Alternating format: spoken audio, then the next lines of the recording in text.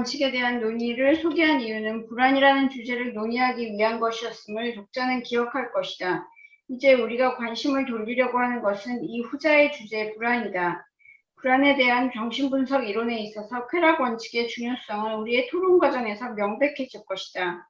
프로이트에 의한 원래의 불안 이론은 원본능의 억제와 부적절한 방출로부터 불안이 일어난다는 것이다.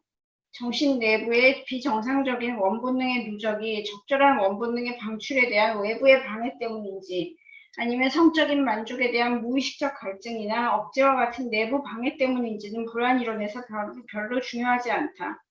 어떤 경우이든 결과적으로 불안으로 바뀌어질 수 있는 방출되지 못한 원본능이 누적된다.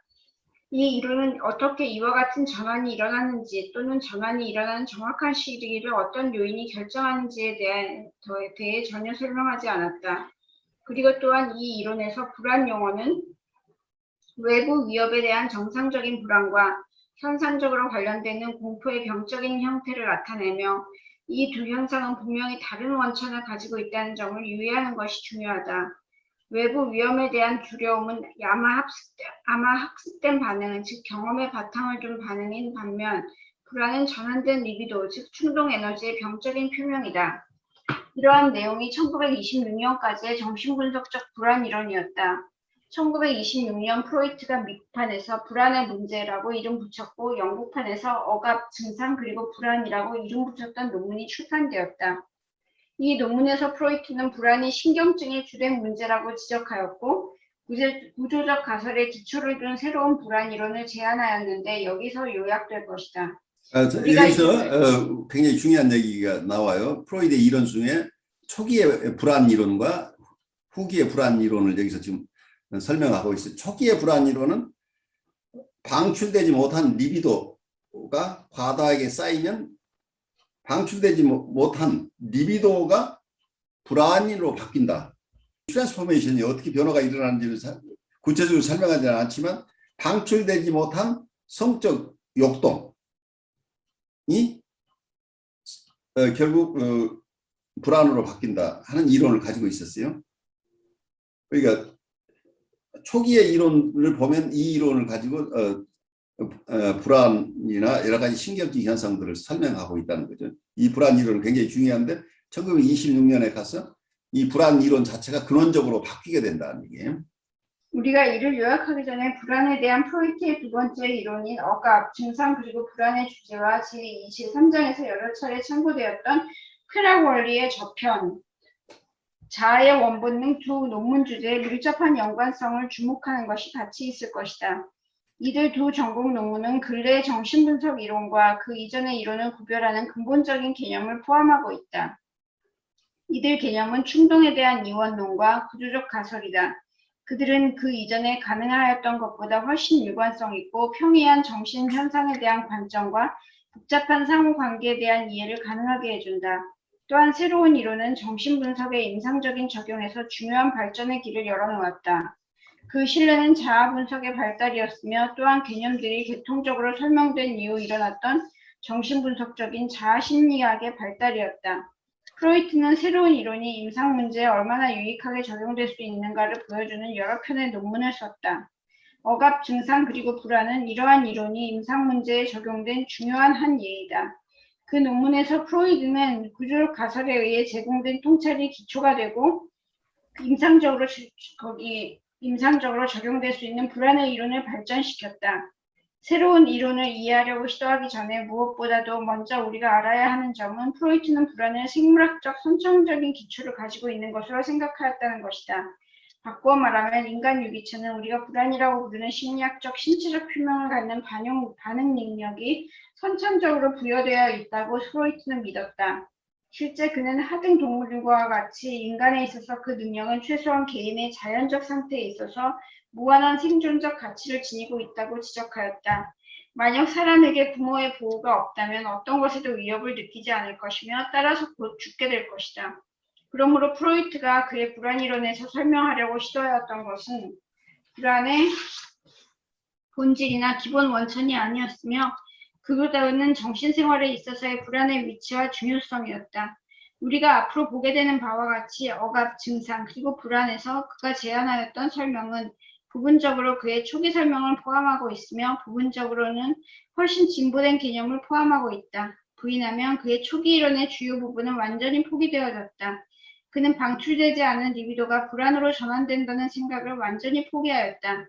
그는 임상적 근거에 따라 이러한 결정을 내렸으며 아동기 공포증의 두 사례를 보다 상세히 토의함으로써 그의 새로운 입장의 타당성을 입증하였다.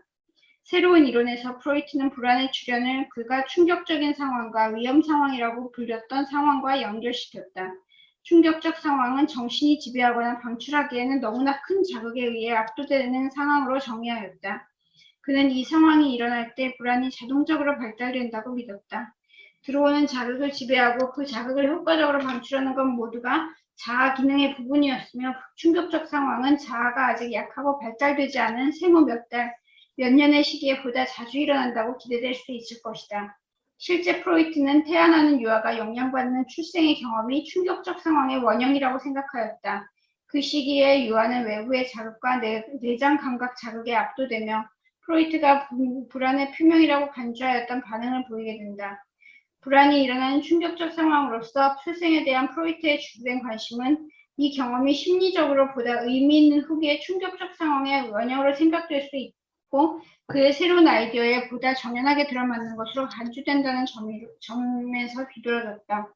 오토 랭크는 프로이트의 이런 아이디어를 프로이트보다 훨씬 더 대담한 방식으로 임상적으로 적용하려고 시도하였으며 모든 신경증은 출생 충격에서 그 기원을 찾을 수 있으며 그 충격이 일어났던 대로 재구성하고 그것을 환자가 의식하도록 만듦으로써 신경증이 치유될 수 있다는 의견을 시도하고 제안하였다.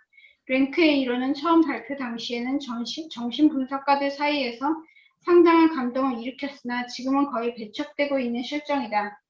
프로이드는 논문에서 여기서 오토 랑크가 프로이드의 이런 새로운 이론을 아주 극단적으로 이 트라우마 이론을 극단적으로 적용을 해서 모든 심적인 이슈들의 근본적인 원인 속에는 우리 출생에서 발생했던 출생 시기에 있었던 이런 충격적인 상황, 그때 겪는 엄청난 트라우마틱한 경험들이 그 이후에 정신활동에 크게 영향을 미쳤다고 보는 거죠. 그래서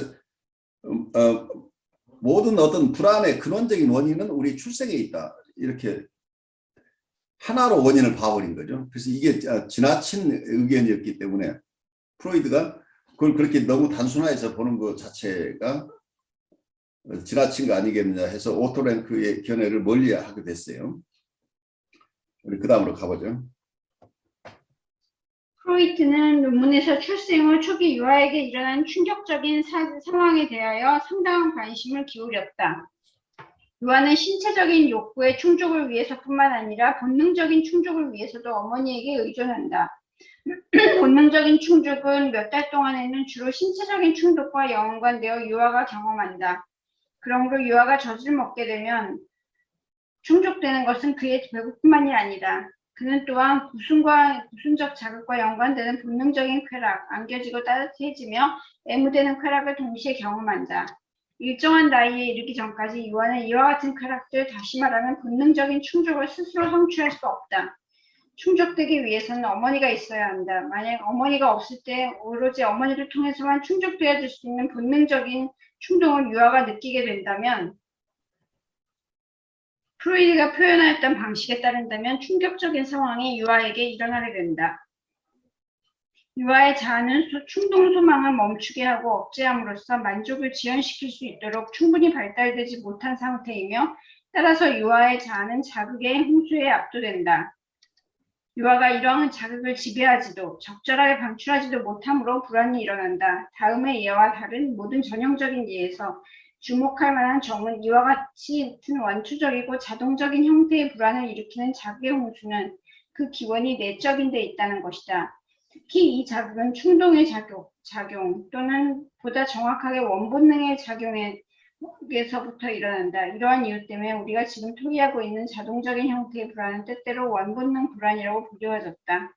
그러나 이러한 이름은 원본능의 이러한 종류의 불안의 터라는 오해를 일으키기 때문에 오히려 오늘날 이러한 이름은 거의 사용되지 않는다. 실제로 구조적 가설에 내포된 프로이드의 생각은 자아가 모든 감정의 터라는 것이었다. 프로이드에 의하면 어떤 감정의 경험이든 자아의 기능이며 말할 나위 없이 불안 역시도 이 점이 사실이라는 것이다. 원 본능이 자동적으로 일어나는 불안의 터라는 오해를 주장하는 것은 앞에서 예로 지적된 경우와 같이 그렇게 어린 시기에는 자아가 통합된 구조는커녕 분화된 구조로서도 존재하기 거의 힘들다는 점이다. 앞서 우리가 이야기했던 바와 같이 아주 어린 유아들은 단지 자아의 싹이 오르고 있을 뿐이며 원본능으로부터 분화되기 시작한 조그마한 자아 부분까지도 아직 원본능과 구별되기 어렵다. 그럼에도 불구하고 이와 같은 나이 어린 아이들에게 있어서 분화될 수 있는 자아는 어떤 자아라도 모두 불안의 터이다. 또한 프로이드는 앞서 기술된 방식, 즉 불안을 일으키는 방식으로 압도적인 자극에 반응하는 정신장치의 경향이나 능력은 일생을 통하여 지속된다고 믿었다. 바꿔 말하면 독특한 의미의 프로이드 용어인 충격적인 상황은 어떤 나이에서도 발달될 수 있다. 확실히 이와 같은 상황은 우리가 위에서 제시한 이유로 어린 시기, 즉 자아가 아직 발달되지 않은 시기에서 훨씬 더 많이 일어날 수 있는데 왜냐하면 자아가 더 잘 발달되어 있을수록 자극의 근원이 내적이든 외적이든 상관없이 나아가 자극을 보다 잘 지배하거나 방출할 수 있기 때문이다. 독자는 이러한 자극이 적절하게 통제되거나 방출될 수 없을 때에만 상황이 충격적인 것으로 되며 불안이 발생된다는 점을 기억할 것이다. 출생이 후기의 충격적 상황의 원형이라는 프로이드의 가정이 올바른 것이라면 출생 경험은 유아기 때 외부 자극에 의해 야기되어지는 충격적 상황의 한 예가 된다. 다른 사례들에서는 불안을 일으키는 자극이 1차적으로 충동으로부터 유래되는데 다시 말하면 불안의 원천이 내적인 경우로서 원본능이 요구하고 있는 오직 어머니밖에 줄 수 없는 충족을 공급해줄 어머니가 없는 유아의 예가 그러한 경우이다. 우리가 아는 한에 있어서 원본능의 요구의 결과로 일어나는 충격적인 상황은 생애 초기에서 가장 일반적이며 가장 중요하다. 또한 프로이드는 이와 같은 충격적 상황이 그가 현실적인 불안신경증이라고 분류하였던 경우들에서는 성인기에 일어나며 이와 같은 불안신경증 환자들이 겪는 불안은 실제 외부 방해 때문에 적절하게 방출되지 못했던 성적 충동에서 일어나는 압도적인 잡기 결과라고 생각하였다. 여기서 나오는 용어가 actual anxiety neurosis라는 용어가 나왔죠. 근데 actual neurosis라는 용어가 아주 전문적인 수로에 있어요. 요즘은 거의 쓰지 않는 용어예요. 그래서 사이코뉴로시스하고 액츄얼 뉴로시스를 과거에 구별했었어요.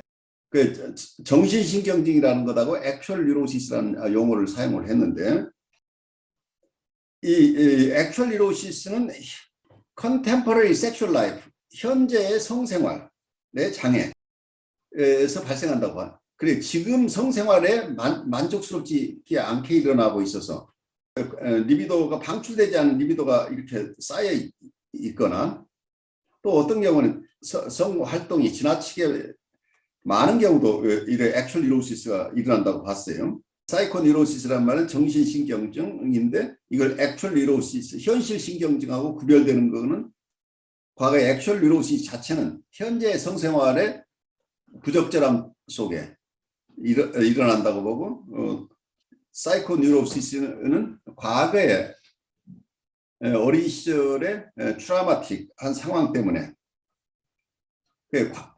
과거의 경험 때문에 현재 일어난 신경증을 사이코뉴로시스라고 봤어요. 성적 에너지의 디스차지가 일어나지 않기 때문에 그래서 방출되지 않은 리비도가 많이 쌓이는 경우에 이게 액츄얼 뉴로시스 그중에 앵사이티 뉴로시스 불안 신경증이 발생한다 이렇게 설명을 했어요. 그래서 조금 어려운 개념에서 제가 다시 한번 설명을 드리자면 뉴로시스를 프로이드가 초기에는 액츄얼 뉴로시스라는 개념하고 사이코뉴로시스라는 개념으로 둘로 나누었다는 얘기예요. 그리고 사이코뉴로시스 개념은 어린 시절의 트라우마 때문에 현재 신경증을 앓는 그래서 사이코다이내믹한 어떤 역동들이 있는 경우고 액츄얼 뉴로시스라는 건 현재 성생활이 지나치거나 지나치게 많거나 지나치게 적은 경우에 특히 지나치게 적은 경우에는 방출되지 않는 에너지가 성적 에너지가 방출되지 않는 리비도가 이게 쌓이게 되면 이게 불안으로 바뀐다는 그래 초기의 불안 이론이죠. 그래서 이 액츄얼 뉴로시스라는 용어가 나오고 앵사이티 뉴로시스라는 용어가 이 불안 이론에서 나온 거죠. 그러니까 이게 초기 이론이기 때문에 나중에 불안에 대한 이론이 1926년도 아까 얘기 나오죠. 이게 바뀌어 버리니까 당초의 불안 이론을 근거로 한 이러한 분류법이 의미가 사라지겠죠. 그래서 지금은 이런 얘기들을 거의 사용하고 있지 않아요. 현대에 와서는 이 액츄얼 뉴로시스라는 말이 거의 사용되지 않고 이런 성적 활동으로 인해서 이런 현상이 일어나고 있는 것은 실제로 있을 거예요. 있는데 그 원인은 왜 이분들이 성적 활동이 과다하거나 과소한가 하는 것은 초기에 트라우마하고 관련된다. 이 부분도. 이런 현재 성생활에 어떤 불균형이 오는 것은 2차적인 현상이고 당초에 어린 시절부터의 트라우마틱한 경험하고 관련될 것이다 라고 함으로써 이 두 가지를 구별해내지 않는 쪽으로 지금 이론이 가고 있어요. 이런 현재 성적 생활이 이렇게 정상적인 사람과 다른 것 자체가 이미 원래 심리적인 디스터번스가 심리적인 어떤 교란 상태가 당초에 있었다. 그 결과로 지금 이런 현상이 일어난다. 이렇게 보기 때문에 프로이드가 봤던 초기의 이론, 액츄얼 뉴로시스라는 개념은 따로 지금 거의 사용하지 않는다. 이렇게 이해하시면 좋겠어요. 현실적인 신경증이라는 진단은 현재까지 사용되고 있다 하더라도 매우 드물기 때문에 프로이드의 이 독특한 가설은 실질적인 의미를 거의 갖지 못한다. 그러나 이와 같은 기본적인 개념의 또 다른 적용, 다시 말하면 전쟁 신경증과 폭탄 충격과 같은 성인 생활의 충격적인 신경증은 외적 자극의 압도적인 쇄도의 결과이며 이에 따라 자동적으로 불안이 일어난다는 가정은 임상적인 의미를 갖게 되었다. 프로이드 자신이 이러한 일의 가능성을 제기하였고 많은 정신분석학자들은 그 이후 이것을 사실이라고 인정하는 것으로 보였고 최소한 프로이드가 그것을 사실이라고 믿었다는 점을 받아들이는 것으로 나타났다. 실제 프로이드는 아마도 충격적 신경증은 성격의 보다 깊은 층의 참여 없이 그렇게 간단한 방식으로 일어나지 않을 것이라는 의견을 표명하였다. 충격적 상황과 이러한 상황에서의 자동적인 불안의 발생에 대한 프로이드의 개념은 우리가 그의 새로운 불안 이론의 첫 번째 부분이라고 부를 수 있는 것이다. 이는 불안 발생의 방식이라는 점에 있어서는 초기 이론과 실질적으로는 다르지만 그의 초기 이론과 가장 가까운 부분이다. 독자는 프로이드의 초기 견해에 따르면 불안이 리비도의 전환으로부터 일어나는 반면에 후기 견해에 따르면 충동으로부터 일어나거나 또는 압도적인 자극의 쇄도 결과로 일어난다는 것을 기억할 것이다. 이제 우리는 프로이드의 새로운 이론의 첫 번째 부분을 다음과 같이 요약할 수 있다. 불안은 통제되거나 방출되기에는 너무 강한 자극들의 홍수에 의해 정신이 압도될 때면 언제라도 자동적으로 일어난다. 이와 같은 자극들은 외적인 또는 내적인 산물일 수도 있으나 그러나 흔히 대부분은 원본능, 즉 충동들에서 일어난다. 이러한 방식에 따라 불안이 자동적으로 일어날 때 충격적인 상황이라고 불리운다. 이와 같은 충격적인 상황의 원형은 출생 상황이다. 자동적인 불안은 유아기 자아에 무력하고 미성숙하기 때문에 유아기의 특징이 되며 소위 현실적인 불안 신경증의 경우는 성인 생활에서도 역시 발견된다. 새로운 불안 이론의 두 번째 부분은 어린아이가 성장 과정에서 충격적 상황의 출현을 예견하고 상황이 충격적으로 되기 이전에 거기에 불안으로 반응하는 것을 배운다는 것이다. 이러한 형식의 불안을 프로이드는 신호불안이라고 하였다. 이 불안은 위험 상황이나 위험에 대한 예견에 의해 일어나며 이러한 불안 발생은 자아의 기능이며 이는 절박한 충동적인 상황을 직면하거나 회피하기 위해 자아의 지배를 받는 힘이 가동되도록 해준다. 위험 상황이란 용어의 의미를 설명하기 위해 프로이드는 어머니 없이 홀려 벌어진 유아의 경우를 예로 제시하였다. 독자는 유아가 홀로 있을 때 어머니가 있어야 충족될 수 있는 어떤 욕구를 강하게 느끼게 되면 상황이 충격적으로 되고 불안이 자동적으로 발달된다는 것을 기억할 것이다. 프로이드는 유아가 일정한 발달 단계에 도달한 후에는 어머니의 외출과 어머니가 나가버린 후 종종 나타나는 자동적으로 일어나는 불안의 강한 불쾌 상태 사이에서 관계가 있음을 유아의 자아가 인식하게 될 것이라고 주장하였다. 바꾸어 말하면 자아는 어머니가 곁에 있으면 불안이 일어나지 않지만 어머니가 나가버리면 불안이 일어날 것을 알게 된다. 그 결과 자아는 어머니와의 분리를 위험 상황이라고 생각하게 되는데 위험은 어머니가 나가 있는 동안 원본능 충족에 대한 긴급한 요구가 나타나고 결과적으로 충격적인 상황이 발생되는 것이다. 이와 같은 위험 상황에서 유아는 무엇을 하는가? 어린아이와 같이 지낸 경험이 있었던 사람은 누구라도 이때 유아가 하는 행동을 잘 알고 있다. 어린아이는 여러 가지 고통을 표현하여 어머니가 떠나지 못하도록 시도하거나 어머니가 이미 떠났다면 다시 불러들이려고 시도한다. 프로이드는 외부 환경을 바꾸려고 시도하는 다양한 자아 활동들도 중요하지만 그보다는 유아의 내부에서 진행되는 것에 더 관심을 가졌다. 프로이드는 위험 상황에서 자아는 스스로 능동적으로 일으키는 불안으로 반응하며 이 불안은 자아에 의해 위험의 신호로서 일어나므로 이 불안을 신호불안으로 부르도록 제안하였다. 주제를 더 진행시키기 전에 잠시 멈춰 생각해보자. 어떻게 자아가 신호의 목적이나 다른 목적으로 불안을 능동적으로 일으킬 수 있는가? 이 질문에 대한 해답은 자아가 결국은 서로 관련되는 기능들의 집단이라는 점을 생각해보면 자명하다. 위험 상황에서 감각, 지각, 기억, 어떤 형식의 사고 과정과 같은 기능들의 일부가 위험을 인식하게 되는 연관되는 반면 자아의 다른 부분 또는 다른 자아 기능은 불안이라고 지각되어지는 위험 상황에 대해 반응한다. 실제 우리가 임상적인 경험에서 추측할 수 있는 점은 아마 위험에 대한 지각은 충격적인 상황에 대한 공상을 일으키며 이 공상은 신호 불안을 일으킨다는 것이다. 이와 같이 추측이 올바르든지 올바르지 않던 간에 우리는 어떤 자아 기능들은 위험을 인식하는 데 관련이 되고 다른 기능들은 불안으로 위험에 대해 반응하는 데 관련된다고 말할 수 있다. 자아가 위험 상황을 인지하고 신호 불안을 일으키면서 위험에 대응할 때 발생되는 사건에 대한 프로이드의 설명을 계속 들어보자. 크락 원칙이 상황에 끼어드는 것은 이 시점이다. 신호 불안은 불쾌하며 불안이 강할수록 불쾌감이 강하다. 우리는 물론 어느 정도는 불안의 강도가 위험의 심각도나 긴박성 또는 두 경우 모두에 대한 자아의 평가에 비례한다고 생각한다. 따라서 우리는 상당히 위험 상황인 경우에도 불안과 불쾌감 역시 상당할 것이라고 기대한다. 이때 불쾌감은 프로이드가 전능한 크락 원칙이라고 불렀던 것이 활동하도록 자동적으로 작용한다. 이때 위험 상황을 일으키는 원인이 될 수 있는 원본능 충동의 출현이나 계속되는 활동을 검열하는 데 필요한 힘을 자아에게 주는 것은 쾌락 활동 원칙이 작용하는 결과이다. 어머니 없이 홀로 버려진 유아의 경우 이와 같은 충동들은 어머니에 의해 보호받고 애무받고자 하는 충동으로 표현될 수 있겠다. 프로이드는 어린아이의 생활에서 연속적으로 일어난다고 기대되는 전형적인 위험 상황의 순서를 간단히 설명하였다.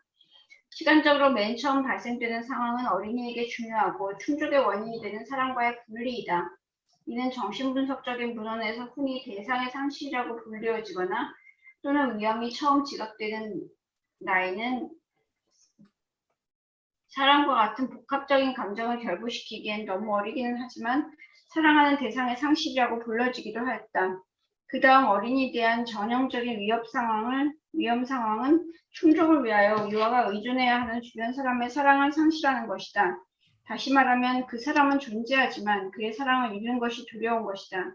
그 다음에 전형적인 위험 상황은 성별에 따라 다르다. 작은 소년의 경우 위험은 그의 남근 상실이며 이와 같은 상실은 정신분석적 문헌에서 거세라고 불리워진다. 작은 소녀의 경우 위험은 유사한 생식기 손상이다. 마지막 위험 상황은 초자아에 대한 죄의식, 불찬성, 그리고 처벌의 위험이다.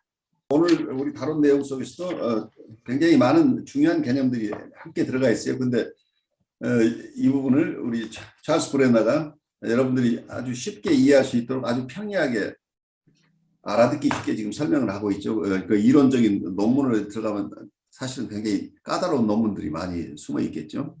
그런데 어쩌면 프로이드의 이론을 브레너가 잘 소화해서 일반인들이 알아듣기 쉽도록 좀 설명하고 있어요. 오늘 발제하신 우리 한주혜님이나 또 우리 김도관님, 오늘 수업 시간에서 남은 생각들, 정서들 조금 나누고 가죠. 이제 개념이 좀 관계라 그럴까? 자아의 기능뿐만 아니라 원본능하고의 관계,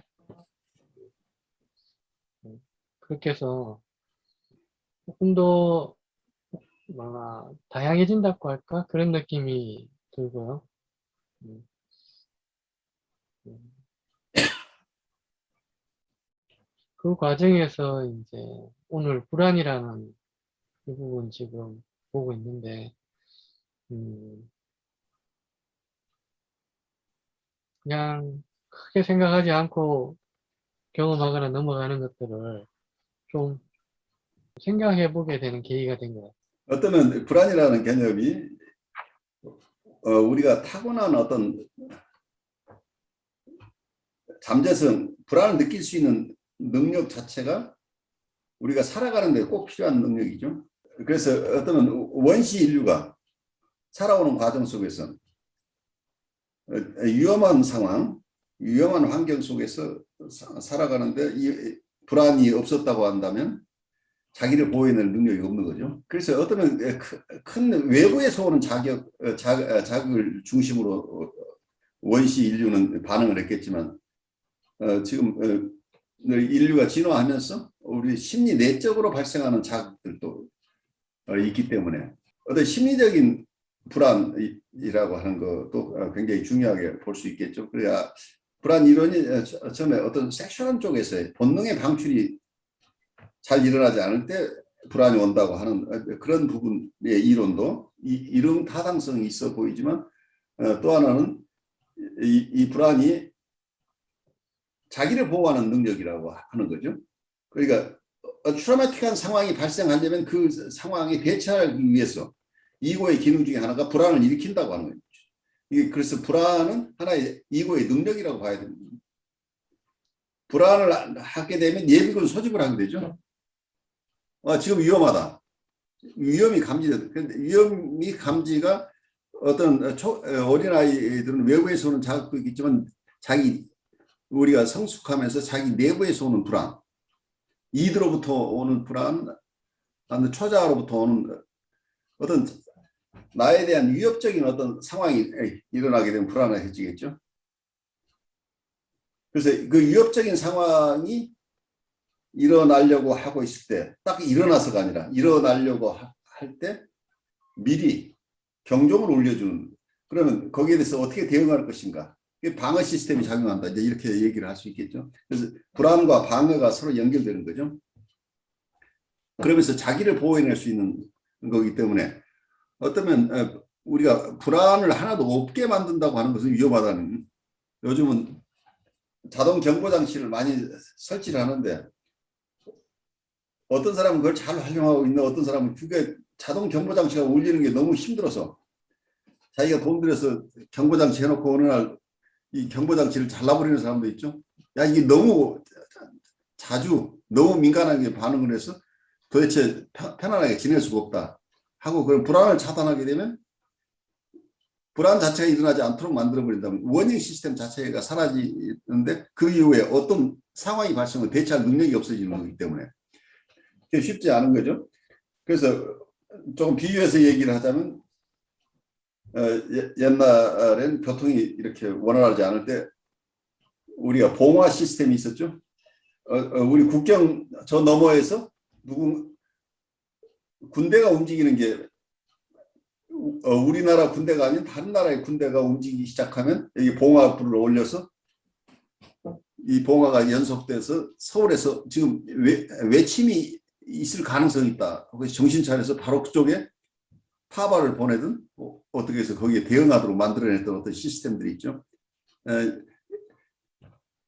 요즘은 거의 즉각적으로 전자적으로 이렇게 바로 대응할 수 있지만 과거에는 그런 능력들이 없었던 거죠. 그래서 그 시간이 걸리는 시스템이었는데 말하자면 우리 인체가 자기를 보호하는 능력 중에 하나가 불안을 느끼거나 아니면 또 하나 불안을 만들어낼 수 있는 능력이죠. 그래서 어쩌면 우리가 불안을 다 없애겠다고 하는 것이 어쩌면 나는 경보장치를 하나도 없이 살겠다고 하는 것하고 비슷하기 때문에 그 부분은 좀 생각해야 될 부분이죠. 적정한 범위의 불안은 누구에게나 필요한 것이다라고 볼 수 있겠죠. 프로이드가 생각하는 불안하고는 조금 다른 얘기 같은데 교수님의 얘기를 들으면서 저희가 저번 학기에 이은숙 선생님하고 했던 얘기가 있었는데요. 가끔 제가 치료사 선생님들이랑 얘기하거나 아니면 좀 저도 생각하는 것이 태어나서부터 불안을 가지고 태어난 것 같다는 게 느껴지는 그런 내담자가 있다 이런 얘기를 했었어요. 예. 이은숙 선생님이 본인도 그런 걸 느끼는 적이 있다. 근데 그게 진짜인지 아닌지는 모르겠으나 저는 굉장히 불안이라는 게 외부의 요소에서 방어를 하려고 가동되는 시스템인 것도 사실이지만 저희의 존재 자체가 굉장히 막 실존 막 이렇게 어려운 얘기를 쓰잖아요. 철학적으로는. 그런 것 자체가 벌써 이거 굉장히 존재 자체가 어떤 불안한 것을 가지고 태어난 것이 아닌가. 이것을 나쁘게 보는 것이 아니라 이 광활한 세계에서 혼자 이렇게 덩그러니 있는 것 자체가 그래서 근데 프로이트는 어떤 불안을 말하고 있는지 아까 제가 얘기 끝에는 약간 이거를 읽으면서 힘들어가지고 막 딴 생각을 하면서 이걸 막 읽은 거예요. 불안 그래. 파트를 막 읽으면서 그래갖고 이해를 잘 못하고 읽었는데 아무튼 불안이라는 것이 꼭 해석을 하지 않아도 그렇게 저희와 함께 그냥 생각이 들었어요. 그러니까 엉뚱한 생각이 들었습니다. 좋아요. 그러니까 불안 자체가 이 찰스 브레나가 아주 재밌는 학자인데 프로이드가 얘기한 불안이라는 용어를 둘로 나누어요. 나중에 다음 학기에 우리가 그 공부를 할 때는 불안과 우울이라는 말을 우리가 합쳐서 불안이라고 하는 경우가 많다. 우울하다고 하는 것은 과거에 일어나 버린 사건에 대한 우리의 정서고 불안은 앞으로 일어날 것에 대한 우리의 어떤 정서라는 얘기예요. 그래서 이걸 아주 세분하는 게 아주 흥미있어요. 그러니까 우리 안에 우울과 불안이 항상 있다는 얘기예요. 근데 그것을 적절한 정도의 우울과 불안을 우리가 담아낼 수 있는 힘이 건강한 사람들이 필요하다는 거예요. 그러니까 이걸 다 원천적으로 없애겠다고 하는 무모한 노력을 할 게 아니고 어쩌면 우리가 방어를 얼마나 하면서 사느냐 얘기는 우울과 불안을 우리가 얼마나 견뎌낼 수 있는 힘이 있느냐는 얘기죠. 우리가 견뎌낼 수 있는 힘이 많은 사람은 세상을 방어적으로 크게 살지 않아도 되는 거죠. 자기 하고 싶은 일을 하면 된다는 그 역동충족. 그 역동충족이라고 하면 사람들이 이제 거부 반응을 받는데 다른 얘기로 한다면 트루 셀프를 살아낼 수 있다는 얘기죠. 자기 원하는 삶을 살아내는데 에너지를 써야 되는데 이 우울과 불안을 견뎌내지 못하는 분들은 이걸 하나도 없이 이걸 하려고 애를 쓰니까 완벽하게 이걸 인간이 아까 우리 한국에서 얘기대로 우리는 타고나면서 불안을 가지고 태어났어요. 그리고 우리는 끊임없이 상실을 경험하고 있기 때문에 우울과 불안은 우리가 누구나 가지는 정서들인데 이 정서를 무리하게 다 없애려고 한다면 아무리 시선해도 시선은 세탁을 해낼 수 없는 거예요. 아무리